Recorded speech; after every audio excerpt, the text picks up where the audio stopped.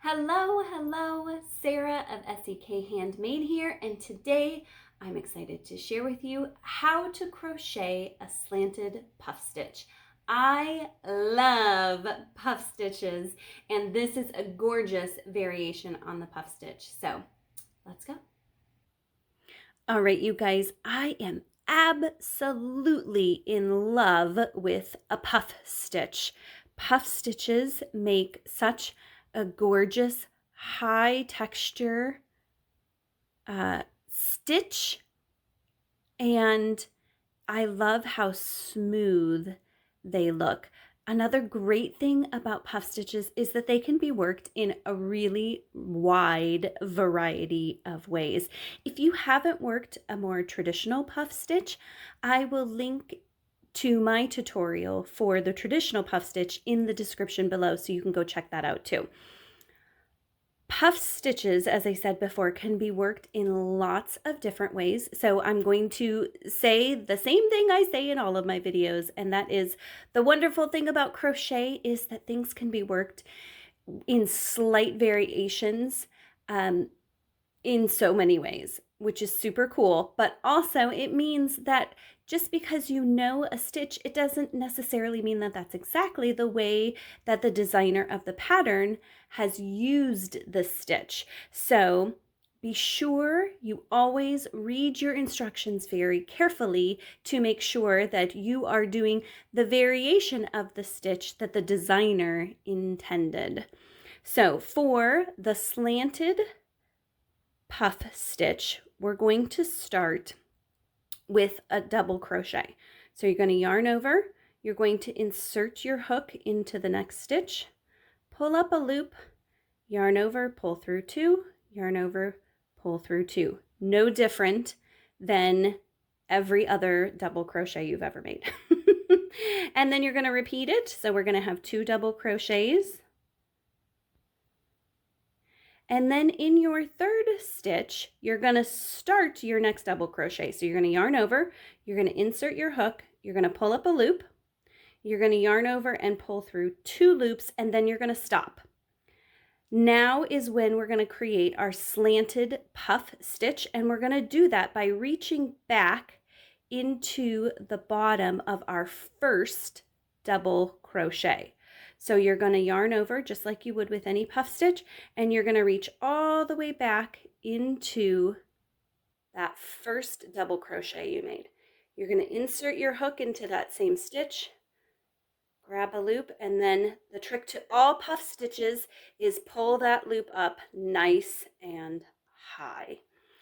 For my braids and bobbles shawlette, where I use the slanted puff stitch, you are going to repeat that 4 times. So you'll have 10 loops on your hook. This is another way that puff stitches can vary. So read your pattern to see how many times you yarn over and pull up a loop. So I've done it once. We're going to do it for a second time.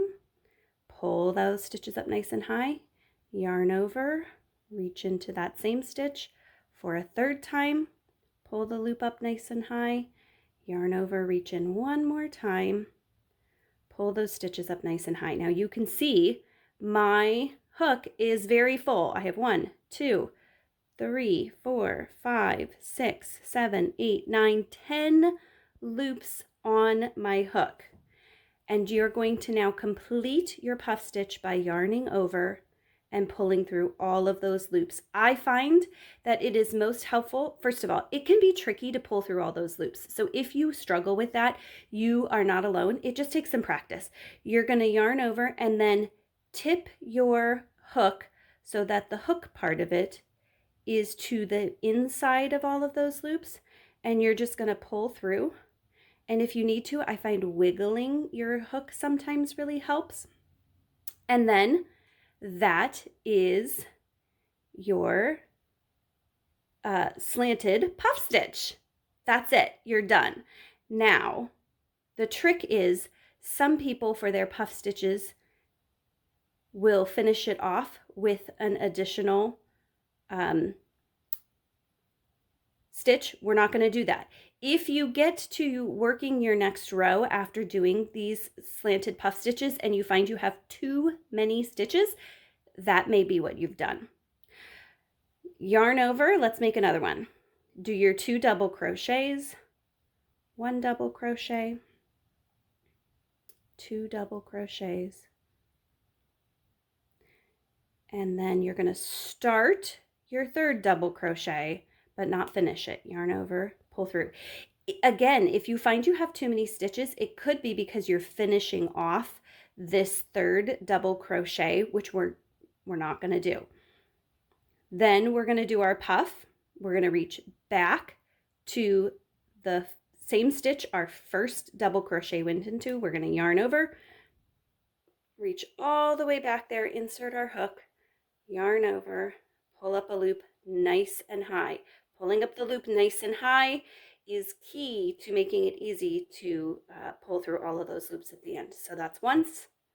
We're going to do it twice, 3 times, and 4 times. Then you're going to yarn over, turn your hook down, and pull through all of those loops. Wiggle, wiggle, wiggle if you need to. And there is another slanted puff stitch. Let's make one more. Yarn over, insert into the next stitch, double crochet, insert into the next stitch, and double crochet, yarn over, insert into the next stitch, and we're not going to complete our double crochet. So yarn over, pull through 2, and now we're making our puff. Find the base of your first double crochet in those 3, reach back, yarn over, pull up a loop nice and high, yarn over, pull up a loop nice and high, yarn over, pull up a loop nice and high,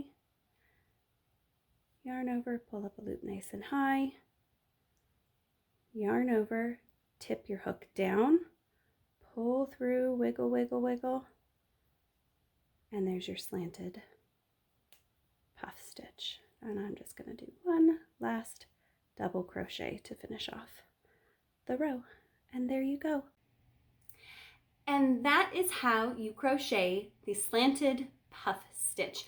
Written instructions are in the description below, as well as a place to sign up for my newsletter if you don't want to miss out on any SEK handmade related news and you'd like to get the best discounts on my upcoming patterns. Please subscribe to my YouTube channel and turn on notifications so you don't miss out on any new tips or tricks that I share. And if you enjoyed this video and found it helpful, I'd love it if you would like this video. It helps me gain a better understanding of what videos you would like to see in the future. Thank you so much and happy crafting!